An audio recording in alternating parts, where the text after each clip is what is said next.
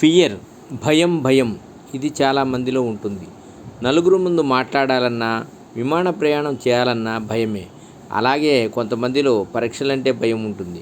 కొంతమందికి బొద్దింకలు, బల్లి అంటే చాలా భయం ఉంటుంది.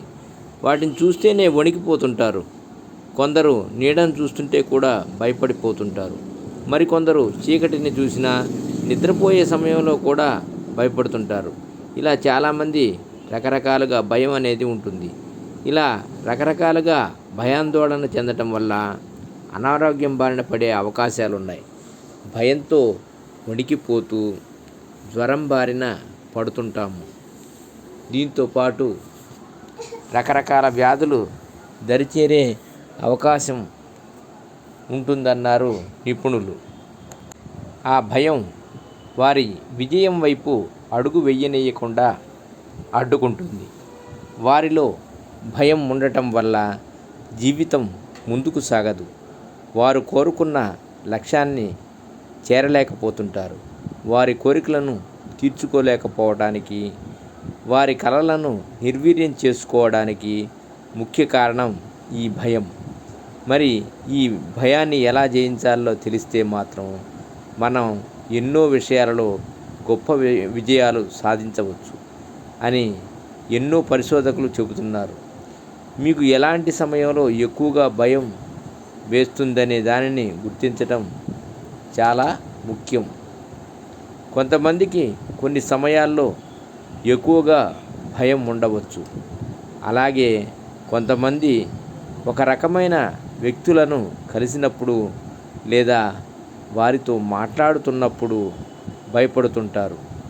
ముందు ఎక్కువగా దేనికి భయపడుతుంటారో చెక్ చేసుకోవాలి. పరిశోధకులు తెలిపిన దాని ప్రకారం మరి భయాన్ని ఎలా జయించాలో చూద్దాం. భయం సహజమైనదా లేక అపోహన? భయం అనేది సహజమైనదా లేక అపోహన అనేది గుర్తించాలి. కొన్ని భయాలు సహజమైనవి ఉంటాయి, కానీ కొన్ని భయాలు మన అపోహలు మాత్రమే అయి ఉంటుంది. ఎత్తుపై నుంచి క్రిందకు చూస్తే కలిగే భయం. చాలామందికి ఎత్తుపై నుంచి క్రిందకు చూస్తే భయపడిపోతూ ఉంటారు. అలాంటి భయం సహజమైనదే. ఎందుకంటే మనిషికి పుట్టుకతోనే ఎత్తు ప్రదేశాలన్నా లేదా పెద్ద శబ్దాలన్నా సహజంగానే భయపడుతుంటాడు. కానీ కొద్దిమందికి జీవితంలో చిన్న చిన్న విషయాలు, లిఫ్టులో వెళ్ళాలన్నా భయపడుతుంటారు. బల్లిని చూసినా భయపడుతుంటారు. ఇవన్నీ కూడా అపోహలు మాత్రమేనని చెప్పవచ్చు. దీర్ఘ శ్వాస తీసుకోండి. భయం అనేది మన మనస్సులోకి రాగానే మనకు చెమటలు పట్టేస్తుంటాయి. కాళ్ళు, చేతులు, గుండెలో దడ అనిపిస్తుంటుంది. ఒళ్ళంతా తిమ్మిరులు వచ్చినట్లుగా ఏదోలా ఉంటుంది. కాళ్ళు, చేతులు వణికినట్లుగా అయిపోతుంటాయి. అలాంటి సమయంలో ఆ భయం ఇంకా ఇబ్బంది పెట్టే అవకాశం ఉంటుంది.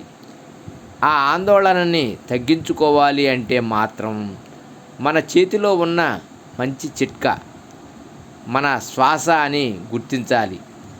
ఇప్పటి నుండి మీరు ఎప్పుడు కొంత భయానికి గురి అయినా కూడా వెంబడే 7 సార్లు దీర్ఘ శ్వాస తీసుకోండి.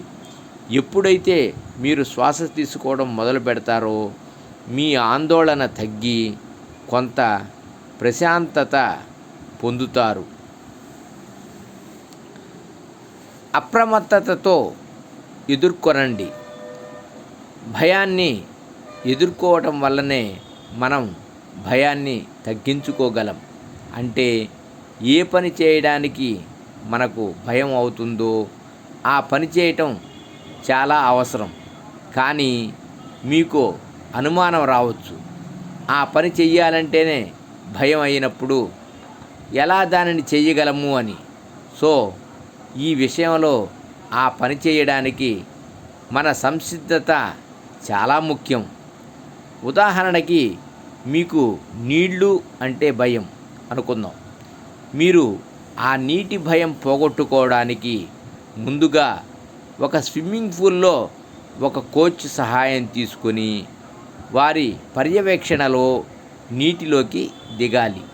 ఇప్పుడు మీకు ఏదైనా ప్రమాదం జరిగే అవకాశం ఉన్నా కోచ్ ఉన్నారు కాబట్టి ఎలాంటి భయం ఉండదు. మెల్లిగా మీరు స్విమ్మింగ్ కూడా నేర్చుకోగలరు. పాజిటివ్గా ఊహించడం మొదలెట్టండి.